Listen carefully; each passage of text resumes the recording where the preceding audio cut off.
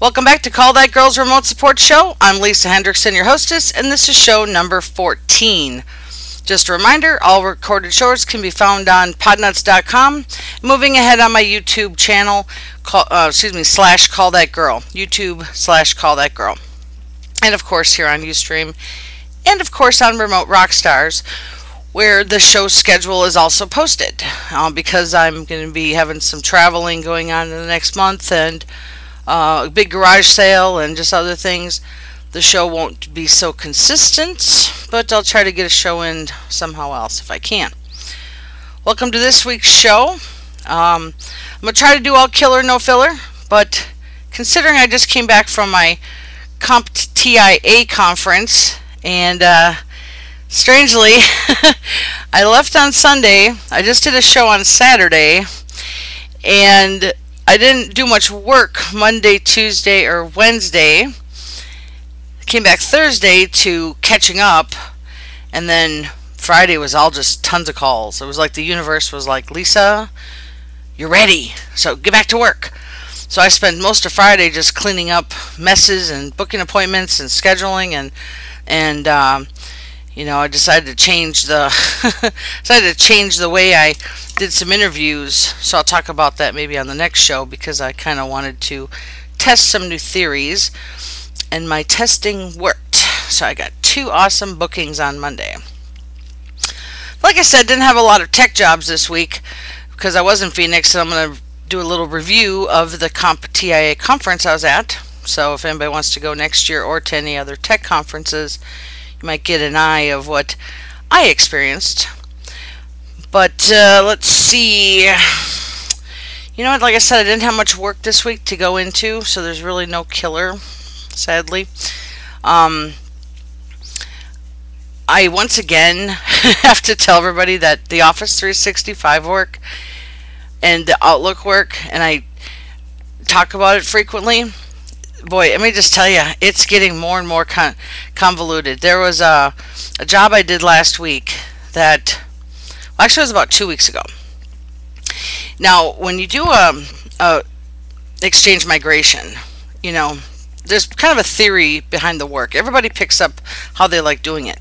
There's many ways to do it. You can use Migration Wiz tools. You can use other Exchange tools. I do it all by hand.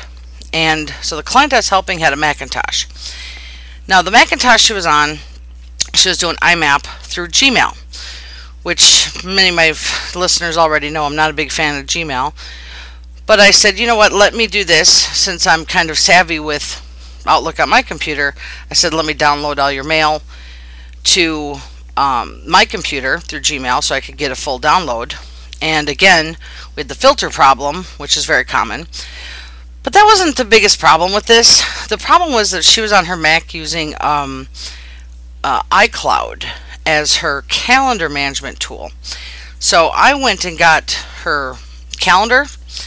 Well, it turns out that she actually had 10 calendars, which I don't understand how iCloud organizes all of their calendars. So that was just another, probably an hour and a half worth of work to export calendars, import them.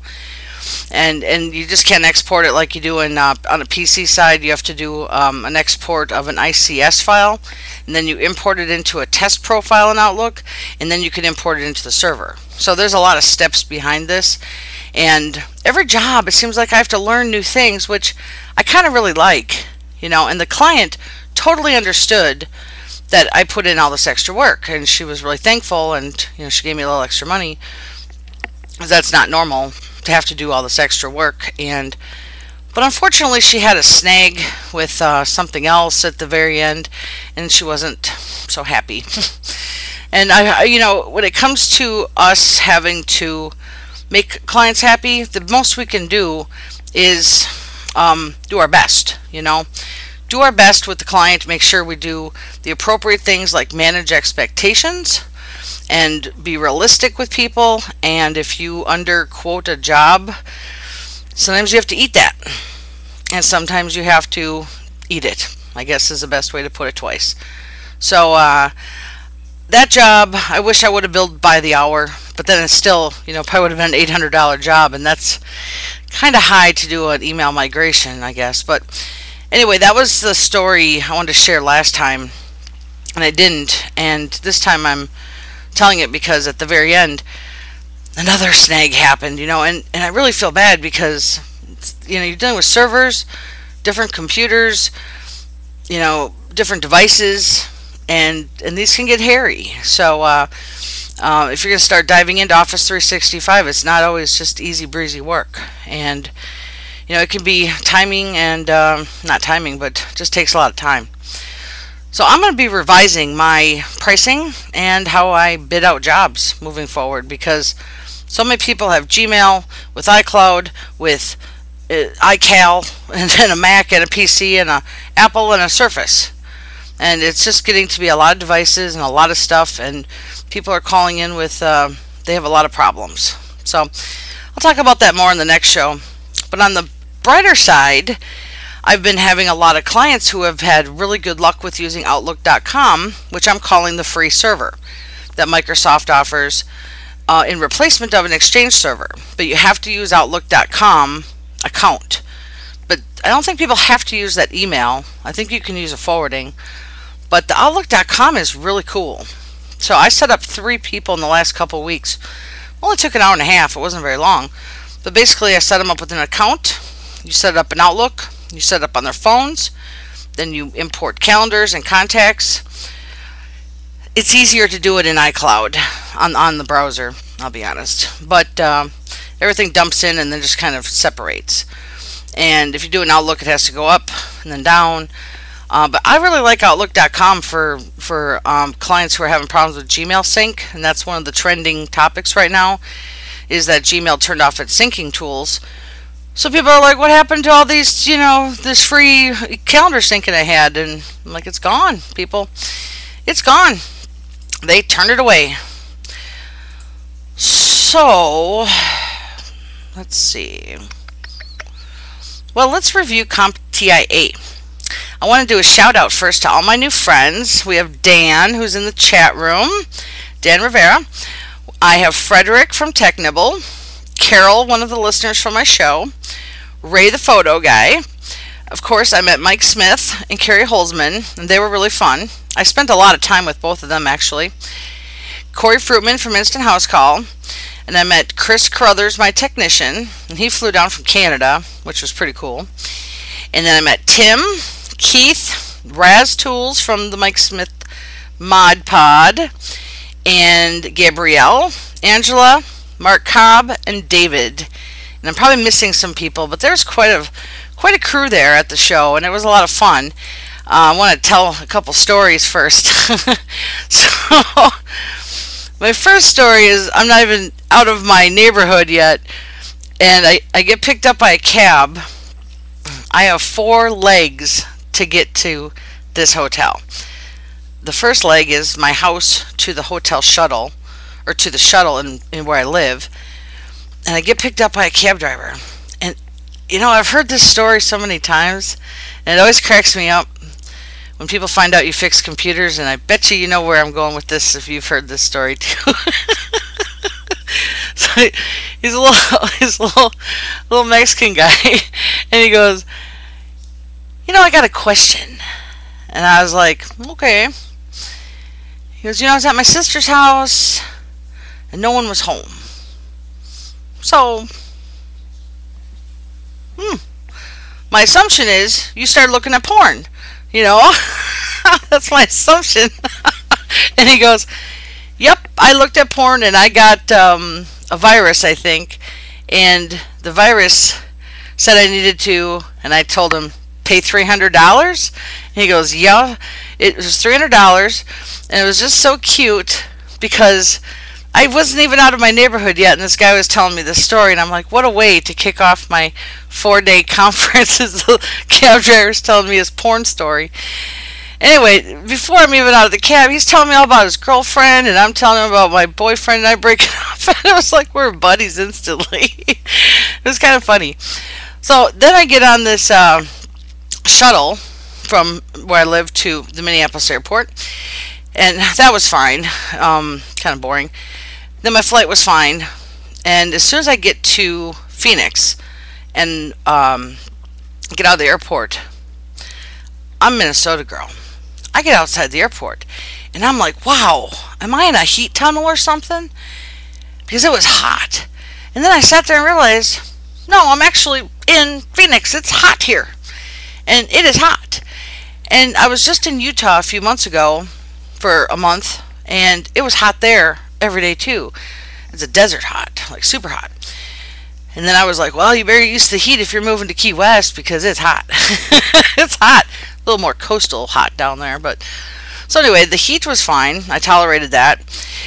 And I get dropped off at the hotel, and the first person I run into is Mike Smith from the Mike Tech Show. It was so funny, just like the first person I run into.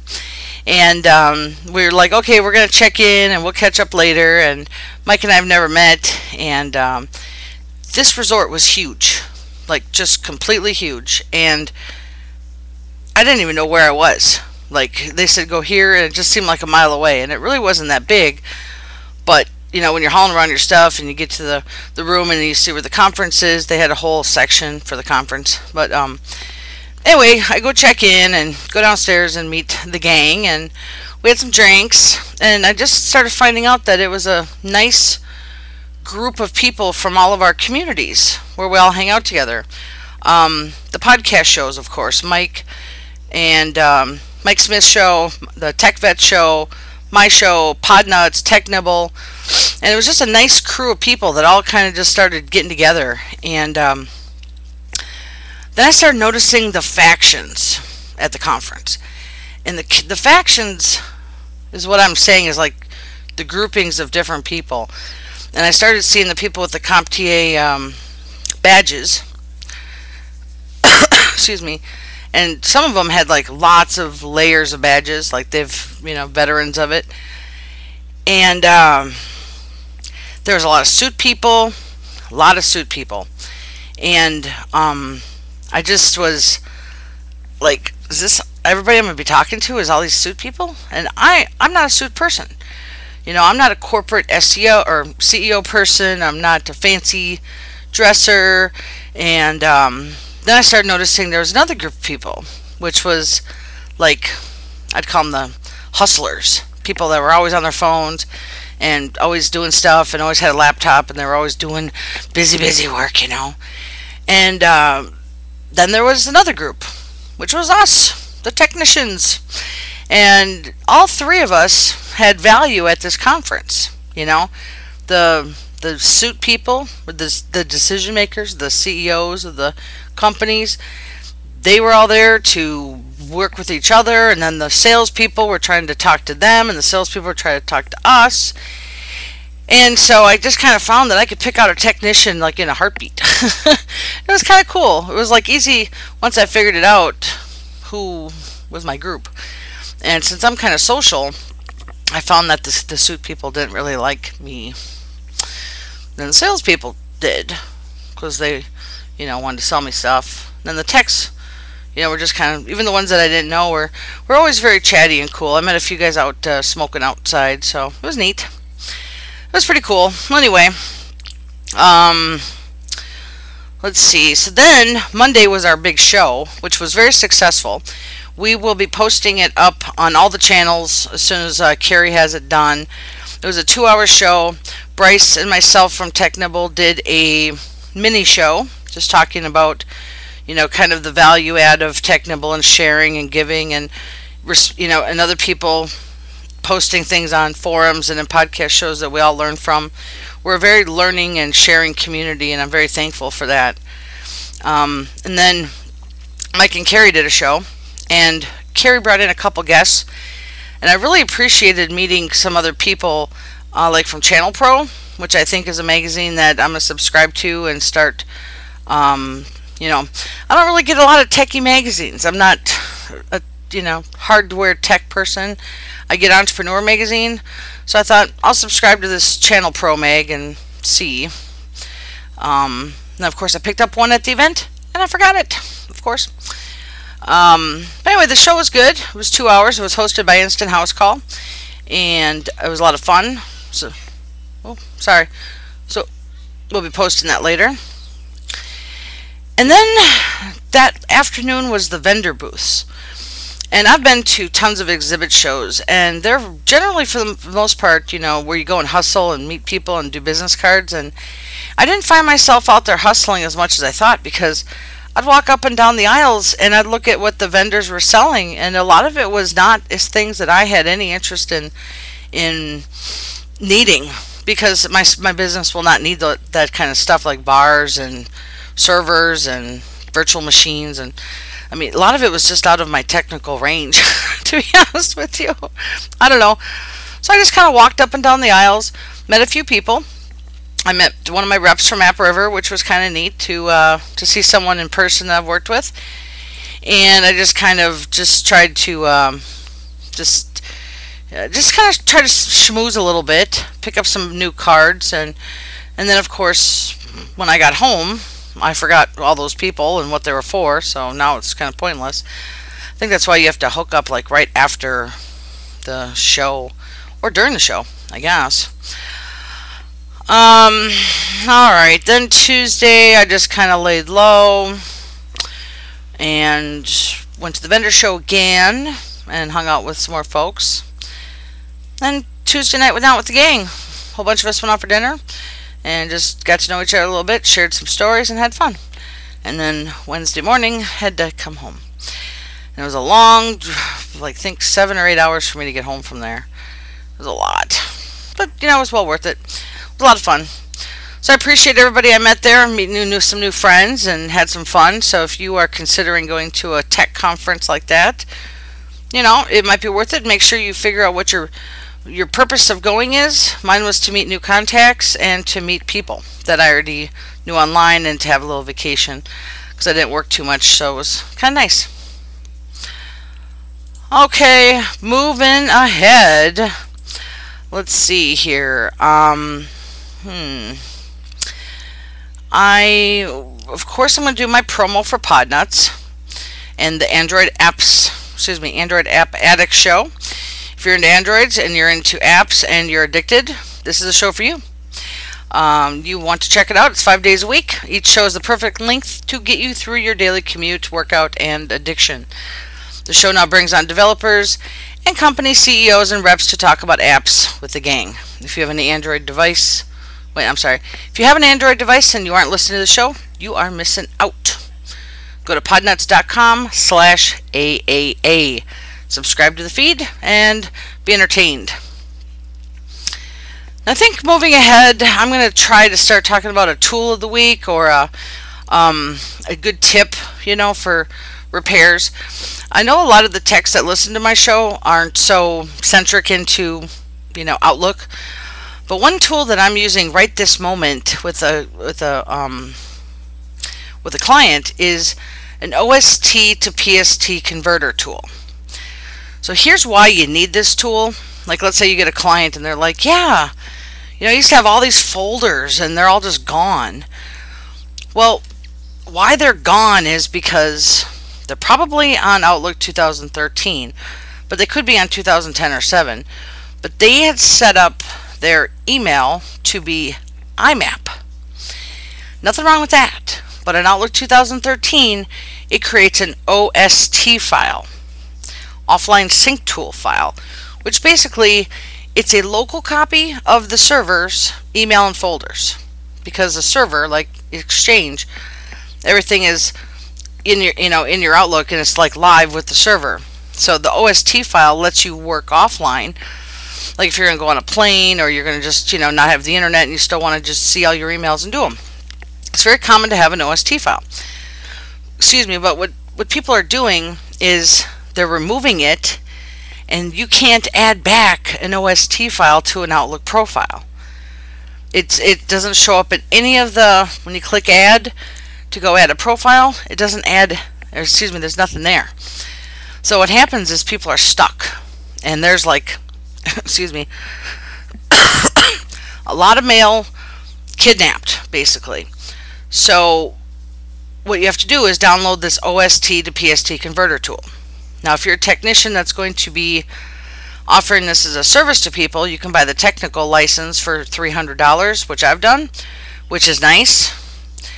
Or you can buy the one-time for $99. Now, as a remote support tech, how do I fix these with my license, right? So one thing I do is I transfer the file from their computer to my computer, and then I convert it on my computer where I have the license, and then I fix it, and then I send it back over through Dropbox or through my remote support tools. It can take some time to fix those kind of files, but it might be easier just to do it on the client's computer and have them pay the $99. I'll be honest, because that's what happened to this client last night. I was remoted in, I lost connection, and it was gone. So halfway through, so then I just remoted in this morning, and I got it running, and it was fixed in like 20 minutes, and all his files were there, and it was nice. So you pay the $99, you can export the OST files and folders to a PST file, and then Outlook can see them.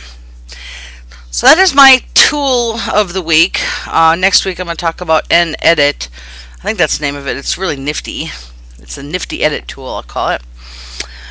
And I'm hoping to still get to do a tune-up here. I had to talk to Mike about how to do a screen share tool, so I can show you guys my screen share, so I can show you what I'm doing on my computer, because I want to do some fun things with you guys. One thing I want to do is have a contest live. I want someone to remote in and try to fix something, and maybe they'll win something, or just to challenge your remote support tech abilities. I thought that'd be kind of fun. Maybe do a virus removal. Maybe I'll throw a nasty one on my computer. But anyway, I want to get to those tune-ups, that tune-up show, so it'll hopefully be soon, as soon as I can practice that a little bit more. Okay, we are going to jump right into the topic of the week, and the topic this week is handling the workload as a remote support tech. I know a lot of you work from your homes, your shops, and remote support is just an add-on bonus for you. It's not your core service load. So you might want to, just listen in to be like, oh, okay, eventually if I ever go that way, which anybody can go that way if your shop closes and you're not getting enough work, or you just say, phooey on the shop, I'm done with that. But handling the workload is very important, because clients in these days right now, we're dealing with a lot of fast technology, and what they want to do is get their information to you as fast as possible. And they want it through email and texting, period. My call volume has dropped immensely since last year, and it's called Call That Girl. But people are not calling me, they're emailing in. And so now I've had to change my interview strategy to be over email. I can tell you that I've booked oodles and oodles of service jobs without ever talking to somebody.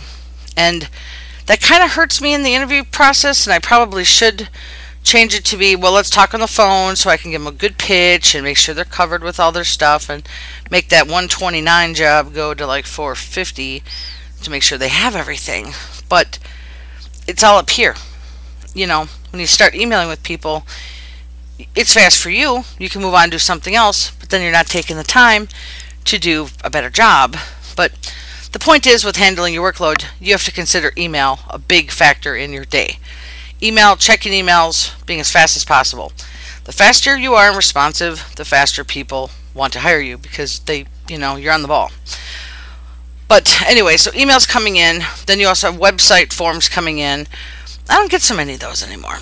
Not so much. But then your calls, of course, and people are now texting as well. So when they're texting, I usually only try to text a client I'm working with at the time, because it can be too much to book appointments over text. I can't see the iPhone, for one thing. My eyes go blurry and it ruins my day. But anyway, so you're taking the communications. That's handling your workload, because you're booking appointments, you're doing follow-ups. Someone's not happy from something last week, you got to add that to your workload. And I try to keep a spreadsheet running. I've talked about this before. Keep my spreadsheet running constantly with all the jobs I'm doing that week, which is how I guide my shows for remote support here, to say, oh yeah, I remember that job I did. So, and it kind of keeps you in a time frame too of how many free help you might have had to give people, because you're not billing them. You can put their free follow-up, fix, aftercare fix. Um, but outside of that, your calendar is super important. And I know a lot of techs might not need a calendar because they're taking them in the shop, or well, the mobile techs probably do. But if you have a shop, what's your calendar useful for? Unless you need to book something. Maybe I'm wrong. I don't know. When I worked at my shop, people just dropped off stuff, and then we just call them when it was done. So, but if you're doing remote support, you have to watch your calendar. And here's a few reasons why. I like doing my virus removals and my tune-ups in the morning, getting them done. And I haven't done them in a while now, but I might come back to start doing them. But I like getting them done in the morning because if there's snags and whatnot, they get done during the day. I definitely have learned to not book a virus removal at 5 o'clock at night. No, not for this girl. Because the 5 o'clock virus removal I would book would last till 10 o'clock at night. And I have worked hard enough that I try to be done with work at 5 or 6. I can't do night work anymore unless it's by request and it's very important to the client because of whatever reasons. But I just have learned to stop booking appointments after 6 because my workload needs to be done during 9 to 5. And I usually work till 6 though. But yeah, don't do virus removals or tune-ups after 5 unless you work nights and weekends. And of course, you might like them at that time because, if you're doing a virus removal, you don't have to be at your computer the whole time doing it. You can take off and do other things and watch the computer, and that's what I call handling the workload. You can also handle doing 2 to 3 virus removals once you're good at it. Make a few $100 in a night. But that's back when I was doing the morning virus removals. I liked conquering 2 or 3 out in the morning. That was nice, just to get them done. But back to the whole handling your workload is you got to make sure if you're going to book a break fix job that you don't overflow that with another job, because most of my break fix work I have to have done. Well, I don't have to have it done, but I'm on the phone with people the whole time. And some jobs you are on the phone the whole time. Just you have to be because they have to do stuff. And trust me, if I don't need someone for 10-15 minutes, I say I'll call you right back because it's just a waste of time to sit there and fake talk or whatever. But, your hourly or break fix work, you cannot double book. You just can't. You have to give that time to the client. The virus removals and tune-ups, you have some wiggle room to double book those. And that's important because you should be double and triple booking those because those are flat fee rates. And people don't really care as long as you're getting it done. If you can learn to manage a few jobs, you should be making that kind of money. You're also going to get to know the jobs a little bit better the more remote support you do. You also learn your clients, and the more they call in, you'll understand, okay, this person needs a lot more time, uninterrupted, and they're willing to pay for it. Maybe they need hand holding or whatever the case is, but you really have to make the time for the person. They're paying you a good wage to spend time with them, and be prepared always for, I got a question. I just got one more question. Oh wait, I have one more question. Then you take the bill. I've got 2 more questions. Very common in our world to hear that. And I always chuckle anytime someone always says, oh, I got another question. Like, I know, because the questions never end in our world, do they? Nope, they don't. But managing your workload really, really helps when, if you start getting going and stuff. I had made a lot of mistakes in my early years, just many of them. Booking wrong appointments. Oh, sorry, I got a big fly here. Booking wrong appointments, not booking enough time, and definitely not booking time in between jobs. I know it can get really exciting in the beginning if you're starting to book a lot of things, especially if you're trying to, like what I had done is get out of a shop, environment, and I was moving to remote. I was booking myself with no breaks. It's very, very tough. It's very tough. And at the end of your day, you're like, holy crap, I didn't have a break. And you are exhausted. So the other thing I try to do with managing my workload is I book usually appointments on the hour. But if I quoted the client, you're going to need 2 hours, I book it for the 2 hours, and then I give myself a half-hour break in between, And I have to do that because if that job ends earlier, then I have other things to do. And if it goes longer, then I can always say, you know what, I have to call you back because I have another appointment because I scheduled 2 hours. People get it. No one's ever been upset with me for a reschedule. And, most people totally understand, and they have other things to do too sometimes. And also, you can also learn, like with doing data transfers and stuff, when, you're going to book a data transfer, it could take a couple hours.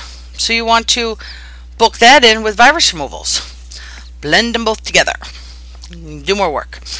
And clients, if they're paying a flat fee, they understand that. Okay, that's kind of my managing your workload section here. Blah, blah, blah. Any chatters got any questions today? I don't see any in here, so I am going to close the show, folks. We covered comp, and we covered in managing your workload. Sorry I didn't have a lot of fun experiences, but next weekend for sure, because I already have tons of bookings for next week, and it's going to be scary hairy. Yes, it will be.